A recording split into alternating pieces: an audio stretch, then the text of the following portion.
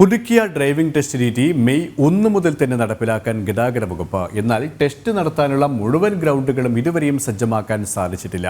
സമരപരിപാടികൾ ആസൂത്രണം ചെയ്യാൻ തിങ്കളാഴ്ച CITU യോഗം വിളിച്ചു. KSRTC ഡ്രൈവർമാർക്ക് പരിശീലനം നൽകാനുള്ള നടപടിയും പാതിവഴിയിലാണ്.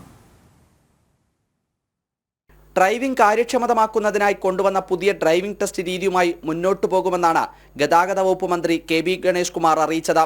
86 ഇതിനായി ഗ്രൗണ്ടുകൾ സജ്ജമാക്കണം. എന്നാൽ മാവേലിക്കരയിൽ മാത്രമാണ് പരിഷ്കരിച്ച രീതിയിൽ ഡ്രൈവിംഗ് ടെസ്റ്റ് നടത്താൻ ഗ്രൗണ്ട് സജ്ജമായത്. മന്ത്രിയുടെ നിർദ്ദേശപ്രകാരം 77 മോട്ടോർ വാഹന വകുപ്പ് ഉദ്യോഗസ്ഥർ പരിശോധന നടത്തിയെങ്കിലും ഫണ്ട് അനുവദിക്കാത്തതിനാൽ ഗ്രൗണ്ട് തയ്യാറായില്ല.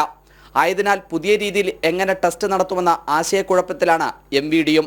Angular parking, parallel parking, zigzag driving, കയറ്റത്തിൽ നിർത്തി പുറകോട്ടെടുക്കുന്നതുൾപ്പെടെയാണ് കാറിന്റെ ലൈസൻസ് എടുക്കാനുള്ള പുതിയ രീതി. ഇതിനുള്ള സജ്ജീകരണങ്ങളെല്ലാം ഗ്രൗണ്ടിൽ വേണം. ഇതിനെതിരെ CITUവിന് കീഴിലുള്ള all Kerala driving school workers union പ്രത്യക്ഷ സമരത്തിനിറങ്ങിയെങ്കിലും തെരഞ്ഞെടുപ്പ് കഴിയുന്നതുവരെ കാത്തിരിക്കാൻ CITU നേതൃത്വം അറിയിക്കുകയായിരുന്നു. ഡ്രൈവിംഗ് പരിഷ്കരണം മരവിപ്പിക്കാൻ മന്ത്രി തയ്യാറാകാത്ത സാഹചര്യത്തിലാണ് തിങ്കളാഴ്ച തിരുവനന്തപുരത്ത് അടിയന്തര യോഗം യൂണിയൻ വിളിച്ചിരിക്കുന്നത്. ഡ്രൈവിംഗ് ടെസ്റ്റുകളുടെ എണ്ണം കൂട്ടണമെന്ന ആവശ്യവും സംഘടന മുന്നോട്ട് വയ്ക്കുന്നുണ്ട്. അതേസമയം ഒരു ദിവസം 60-ന് മുകളിൽ ഡ്രൈവിംഗ് ടെസ്റ്റ് നടത്തിയ MVDമാരുടെ പട്ടിക മോട്ടോർ വാഹന വകുപ്പ് തയ്യാറാക്കി മന്ത്രിക്ക് കൈമാറി. ഇവരിൽ നിന്നും വിശദീകരണം തേടി നടപടിയെടുത്തേക്കും. ജനം, തിരുവനന്തപുരം.